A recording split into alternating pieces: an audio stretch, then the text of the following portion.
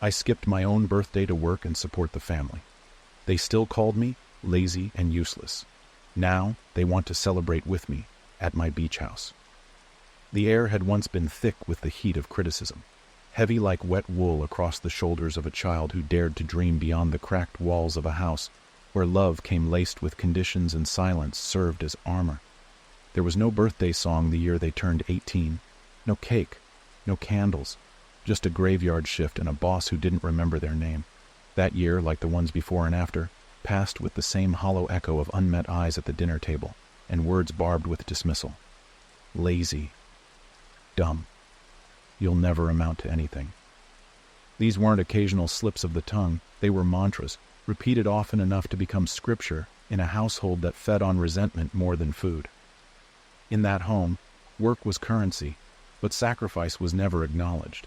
They worked not for applause, but survival. They gave up textbooks for time cards, swapped teenage dreams for utility bills, and watched their hands turn calloused while their siblings got to keep their softness. The youngest got new shoes for every school year. The middle child received a car at 16. And yet the one who gave up everything to provide these things was mocked for never doing enough. Time blurred under fluorescent lights and double shifts. There were nights when they came home too late to eat and too early to sleep. Sleep became a form of luxury they couldn't afford.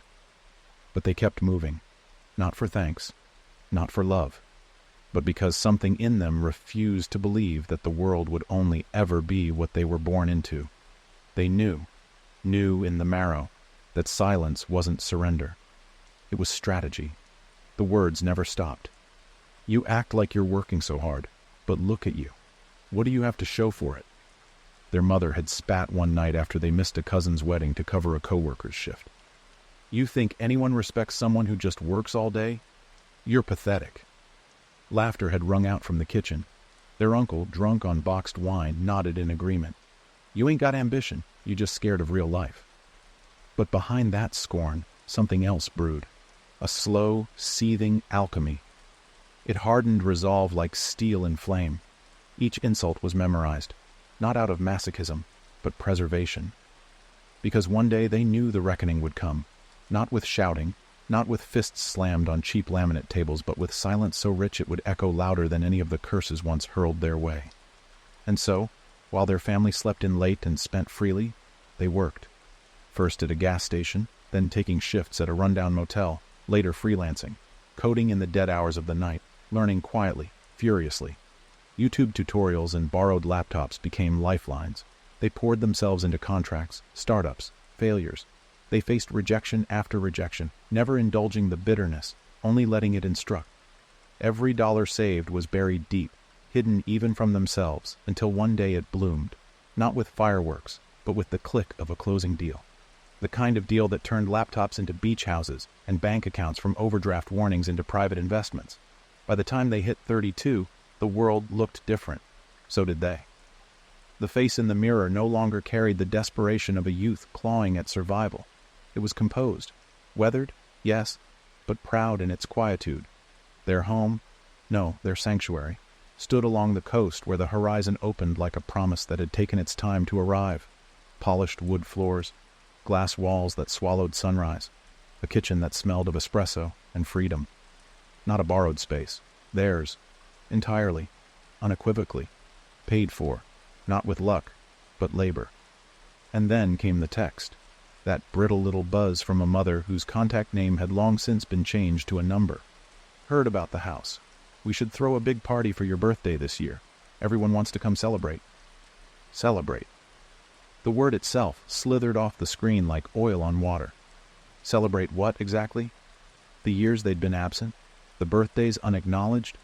The long winters spent alone in basements while the rest of them laughed over pot roast upstairs? Did they want to toast to the sacrifices they'd ridiculed? Smile for the Instagram posts so they could collect likes off a narrative they had no part in building? They sat back on the white leather chair by the bay window, waves crashing in rhythmic defiance below. For a moment they let the weight of it all settle in. The juxtaposition, the absurdity, the irony so sharp it almost laughed on its own. And yet, there was no anger in their chest. Not really. Not anymore. It had burned out years ago, replaced by something colder, more precise, They weren't looking for revenge, just balance. Justice, perhaps. Not the kind dispensed in courtrooms, but the kind that tastes like victory. They didn't respond right away. Instead, they planned. This time the celebration would happen. They would let them come. Let them see. Let them walk through rooms too pristine for muddy shoes and watch as reality finally crashed into the fiction they had written all those years ago about the lazy one. Invitations were sent, not with warmth, but with curated precision, custom stationery, gold trim, a dress code that whispered affluence. They even hired a caterer, not for themselves. For the performance, they would host. And when the doors opened on the day of the party, every creak of the mahogany, every glimmer of sunlight against marble floors would sing a single truth. They had made it, despite them, and because of them.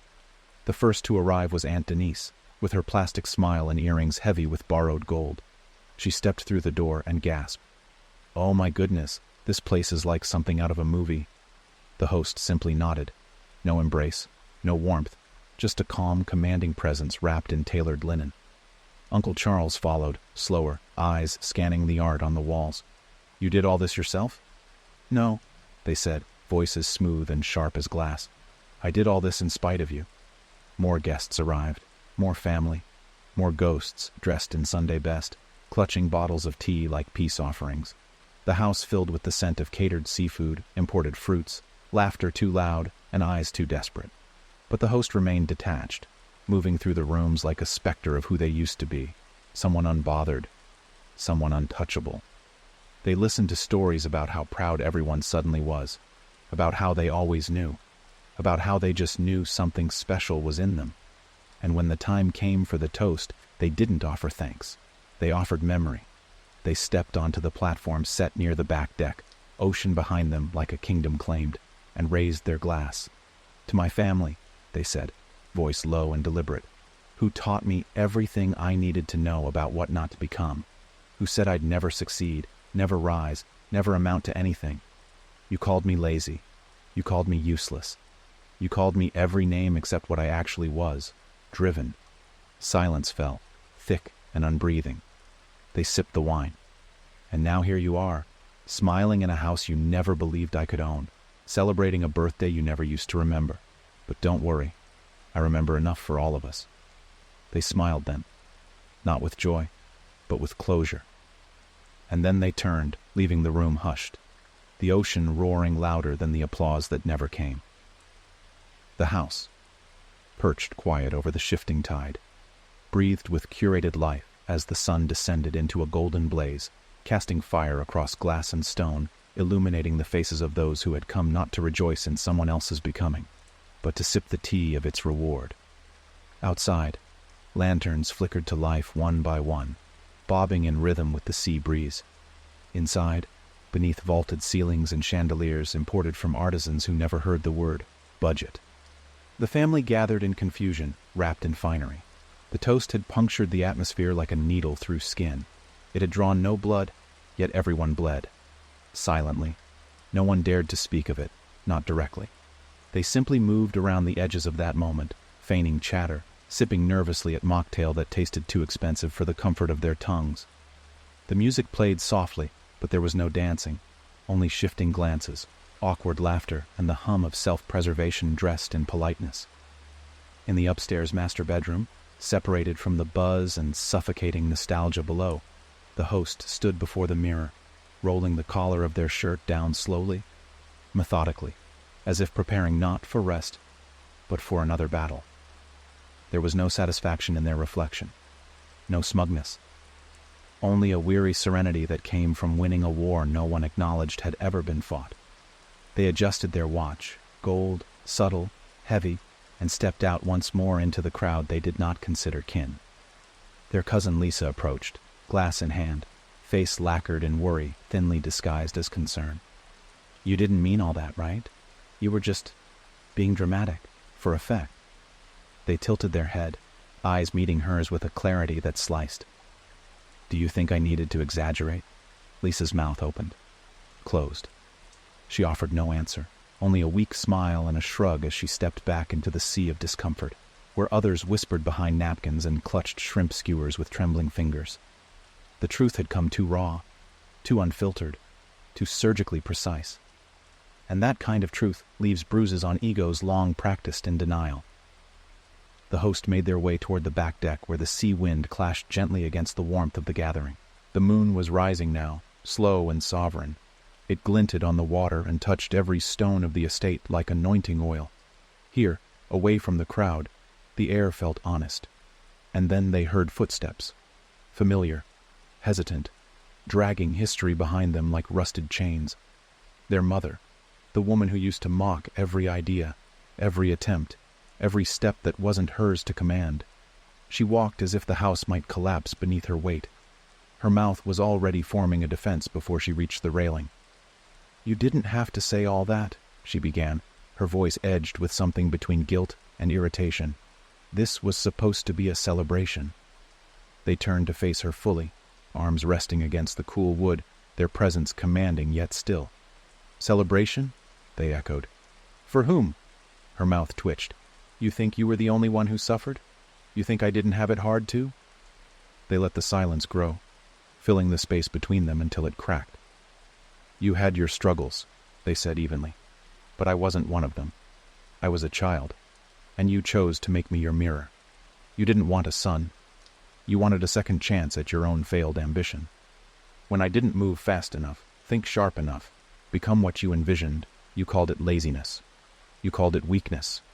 You broke me down, not because I was broken, but because you needed to feel whole." The wind caught her scarf, twisting it around her neck like a shackle. She didn't respond, only looked away, eyes glinting with unshed apologies she'd never learned to shape. "You needed someone to blame," they continued, "and I was the easiest target. I was too quiet, too forgiving, too desperate for a scrap of love that didn't come with a price tag." Their mother stepped back, hand gripping the deck rail. "We did what we had to do to survive." "No," they corrected her gently, with the calm of someone who no longer needed to scream to be heard. "You did what you had to do to maintain control. Survival was my burden. You just wanted comfort." From inside, laughter erupted, too loud, too forced. Someone had made a joke, perhaps trying to break the tension with levity. But the joke didn't reach the deck. Out here, the past stood tall and unmovable. Their mother looked at them, finally. Really looked. Not at the tailored clothes or the watch or the house or the success, all things she now wanted to orbit, but at the person who had stood years in darkness waiting for someone to believe in them, and failing that, had chosen to believe in themselves. "I didn't know," she murmured, the words weak and heavy. "Yes," they said softly. "You did. You just didn't care enough to stop." She flinched, but they turned from her and walked back inside before she could gather herself. They weren't interested in reconciliation wrapped in guilt. That wasn't the purpose of this night. The night was about witnessing, about giving them all the opportunity to see what they had tried to smother, not for validation, but for clarity. As they re-entered the house, a hush fell. Conversations paused mid-sentence. They moved through the room like gravity. Even the youngest cousins, those barely old enough to remember the lean years, stared in quiet fascination, as if unsure whether to cheer or fear the myth in their midst. Then came their brother. Aaron, golden boy of the family, handsome, smooth-tongued, blessed with a charm that had let him skate through life with ease. He had been the first to laugh at their ambitions, the loudest to call them a failure. He had received the car, the college funds, the attention, and yet, here he was, dressed in a shirt a bit too tight around the midsection, holding a drink like a prop. He approached with a grin, eyes gleaming. "Man, you really went hard in that speech, huh? You didn't have to do them like that." They studied him a moment, reading the ego still intact beneath the veneer of sibling affection. "You're still performing," they said simply. Aaron's smile faltered. "Come on, bro. We're family. This is a big moment. I'm proud of you." "Proud of me?" they asked, tone like cooled obsidian. "Tell me one thing I did that made you proud. Before this house. Before the money." Aaron hesitated. "You worked hard." "No. Tell me a time you stood up for me. A time you corrected Mom. A time you said, 'No, he's not lazy. He's trying.'" Aaron looked away, suddenly finding the floor fascinating. "I remember you laughing when I couldn't afford to go to prom. You told everyone I wasn't going because I was too awkward. You remember that?" There was no answer. "You made jokes. They all did. And I let it slide because I thought, maybe you'd grow up. Maybe you'd stop treating me like a joke. But here you are, still pretending we were ever close." Aaron shifted defensive. "I didn't know you felt that way. You didn't care." That silenced him. Across the room, more guests milled awkwardly, glancing their way. The celebration had turned into a reckoning. Not loud, not brutal, just undeniable. They looked around the room at the people who had eaten from their table, walked through their halls, admired the view they paid for with the currency of years no one else would touch. And then they spoke, not to one person, but to the room itself. "This isn't about bitterness. This isn't about vengeance. This is about clarity. I gave up everything so this family wouldn't fall apart. I worked when you laughed. I learned when you doubted. I bled in silence while you called me lazy. And I built this life not because of you, but because you gave me no choice." The room held its breath. "I invited you here, not to celebrate with me, but to witness me. To understand, finally, that I was never the failure you painted. You just couldn't recognize a different kind of strength." And with that, they turned and walked to the piano near the window, placing a single finger on a key. A low note rang out. Software. Final. The family stood still like statues under judgment. Not condemned, but understood. Outside, the tide continued to rise. The night was not yet done. The moon had risen higher, pale and full above the restless ocean, casting its argent light across the white stone terraces and into the tall windows where the aftermath of truth still lingered like smoke in a once festive hall. Inside the beach house, the celebration had not resumed. Not really. The music played on, soft jazz, carefully selected for mood, but it served more as a balm than a rhythm.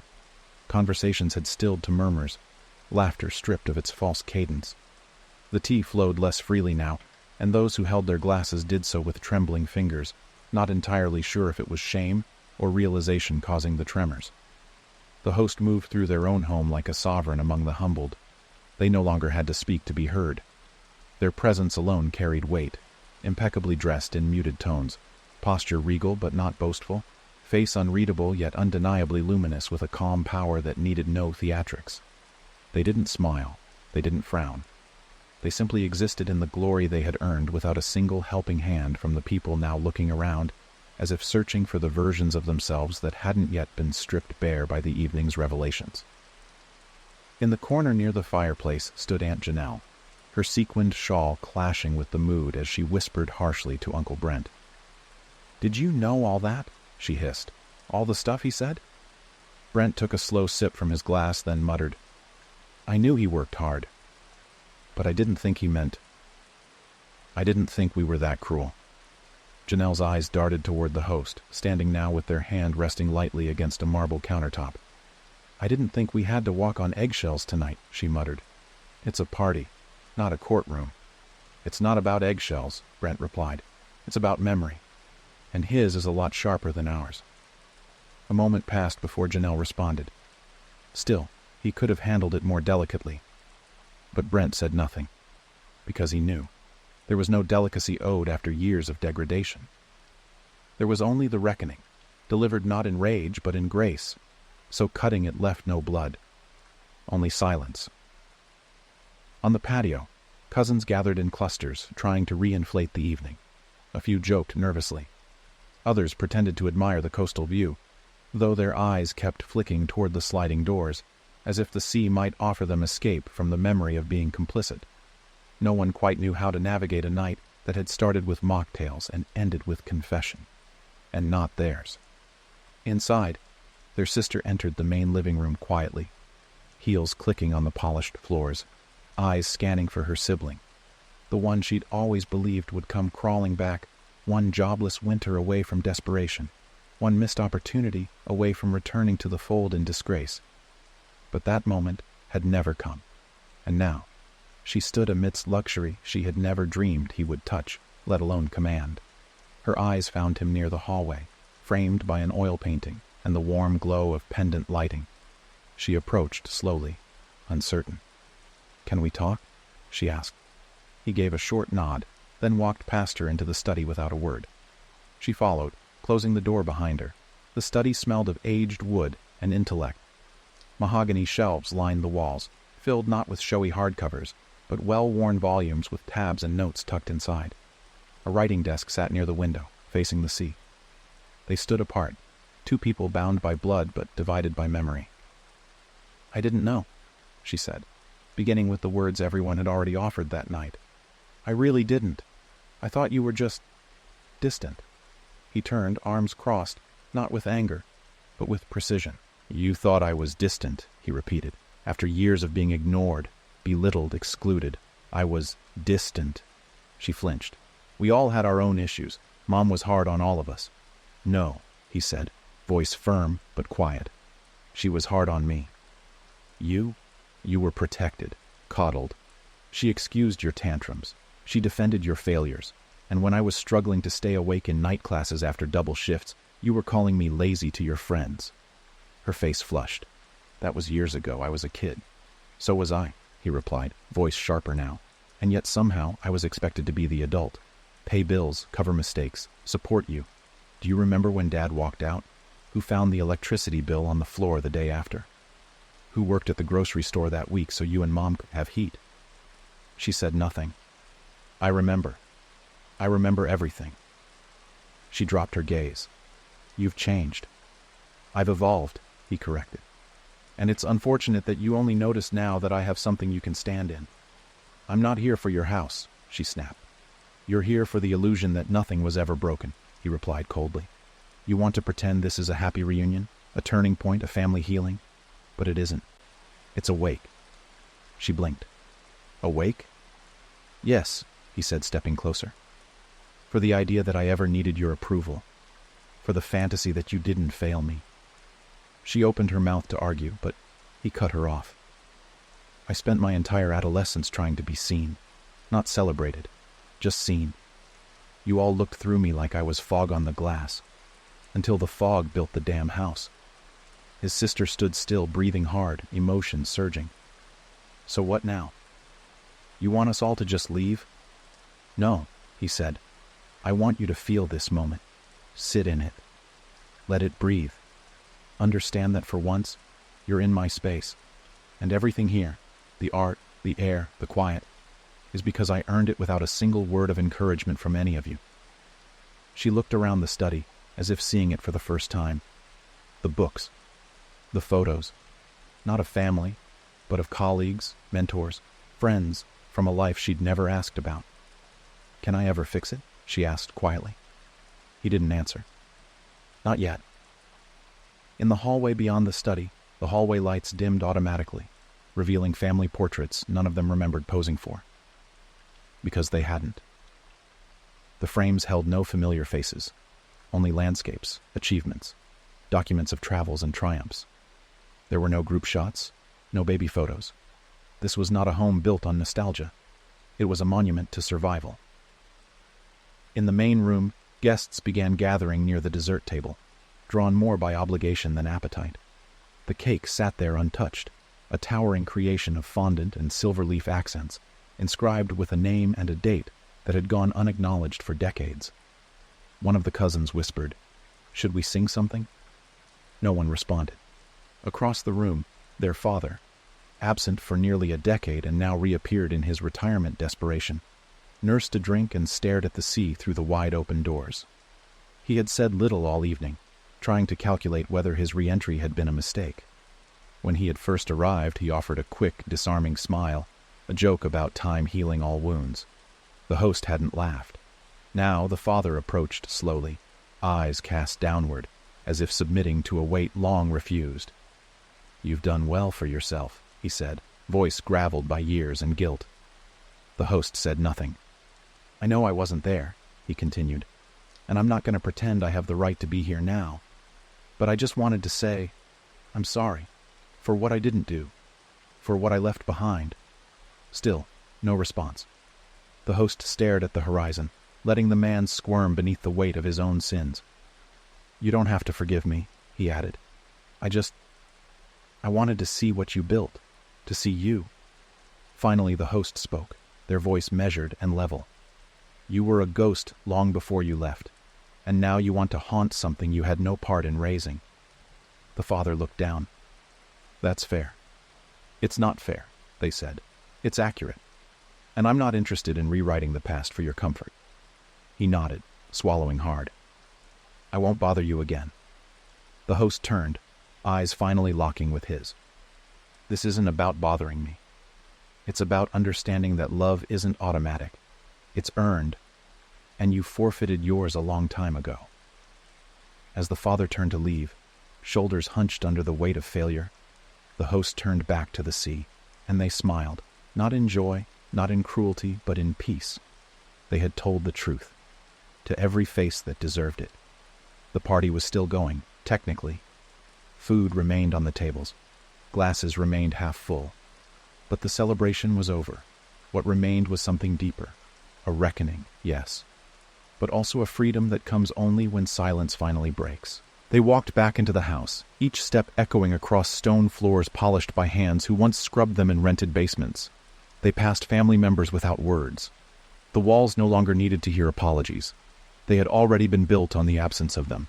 There would be more conversations, no doubt, more attempts, more self-justifying sighs and rewritten histories. But none of it would change what had been made clear tonight. They had not come from privilege. They had become it. And now the next chapter awaited, one they would write not in survival, but in sovereignty. Dawn cracked across the sea like a soft-lipped secret, whispering gold into the quiet spaces of the beach house. The tide had begun to pull back, slow and unbothered, leaving the sand slick with memory and salt. Inside, the remnants of the night still lingered. Perfume etched into the fabric of the velvet settees, scuff marks on the polished oak where guests had shuffled nervously, half-eaten hors d'oeuvres quietly discarded, their elegance drowned in awkwardness. The candles had long since burned out. The music had faded into a forgotten hum, and the house itself now sat still, as if finally at rest after years of silence swallowed and sacrifices spent. The host stood alone in the solarium, a book in hand, though their eyes had not turned a single page. Sunlight bathed the white walls in a soft, living fire. The long night was done, the confrontation complete. No longer were they hunted by questions. No longer were they tethered to the ache of needing to be seen, understood, or justified. Those chains had been shattered, not in a single blow, but link by link over years of patience, grit, and private victories. They closed the book, set it gently on the nearby table, and turned their gaze to the hall. Footsteps approached, hesitant again, slower than before, as if whoever approached already knew that this last conversation would not be a negotiation, but a farewell. Their mother entered, holding a coffee mug like a peace treaty she wasn't sure how to offer. Her posture was stripped of the haughty certainty that once ruled the house they shared long ago. Now she looked like a woman softened by the undeniable, a matriarch dethroned by her own disbelief. She did not sit. She didn't speak immediately. She only stood in the golden silence, letting her presence ask the questions she couldn't. He met her gaze with calm eyes. No anger remained, no wounds left open. Just the immovable quiet of someone who had become untouchable. "I know," she said, voice hoarse, "that an apology won't fix it." He nodded, but said nothing. "I said things I can't unsay," she continued, "and I didn't say the things that mattered, not when you needed them." "You didn't see me," he said plainly. "I didn't want to," she admitted, the honesty ragged as gravel. "You reminded me too much of myself, of who I could have been if someone believed in me, and I punished you for that." A long silence passed between them. "You deserved better than me," she added, eyes damp. "Yes," he said, not out of cruelty, but out of truth. She blinked, then gave the smallest nod, as if acknowledging finally that this was not her story, that it never had been. "I don't expect you to let me in again," she whispered. "I didn't build this to let anyone in," he replied. "I built it to be free." Her lips trembled. She reached into her coat and pulled out a small, folded photograph. A faded image of him at 12, standing beside a crooked Christmas tree with a shy smile and eyes already heavy with responsibility. She placed it on the table, then turned, her heels clicking softly as she walked away. No drama, no final plea. Just the quiet retreat of someone who knew the door had closed behind her, not with malice, but with resolution. Later that morning, the rest of the guests filtered out one by one. Some muttered weak goodbyes, others offered hugs they had never given when it counted, but none were invited to linger. They passed through the towering front doors and stepped back into their lives, now carrying the weight of a truth they could no longer deny. The boy they called nothing had become something they couldn't touch. By noon, the house was empty again, and peaceful. He moved through the room slowly, touching the walls, the frames, the books, as if reacquainting himself with what remained after the storm had passed. It was his. Every inch, every window, every stone, every scent of cedar and sea. And more than that, it was his sanctuary, unmarred now by ghosts who once tried to claim its warmth. He stepped into the kitchen, brewed fresh coffee, and poured it into his favorite porcelain mug, the one no one had dared to use the night before. He walked barefoot to the balcony and let the sun warm his skin, the breeze cool his thoughts. The ocean roared softly below, indifferent and eternal, and he smiled. Not because he had won anything, but because there was nothing left to prove. His phone buzzed. A text from an old friend, one of the few who had believed in him during the long years of building in the dark. Hope the party didn't wear you out too much. Let's do dinner this week, just you and me. He replied, absolutely. Something simple. He turned his phone face down on the table and leaned back, closing his eyes, breathing deep. In the end, the justice had not been loud. It had not come with cheers or revenge or triumph wrapped in glitter. It had come in the form of presence, in the undeniable permanence of the life he had carved out, day by brutal day, in the quiet hours when no one was watching. This was the final chapter. Not because his story ended here, but because the part of it that needed their recognition had finally been buried. And in its place bloomed peace. The kind that never begs to be seen again. The kind that doesn't require forgiveness to be whole, and the kind no one can take.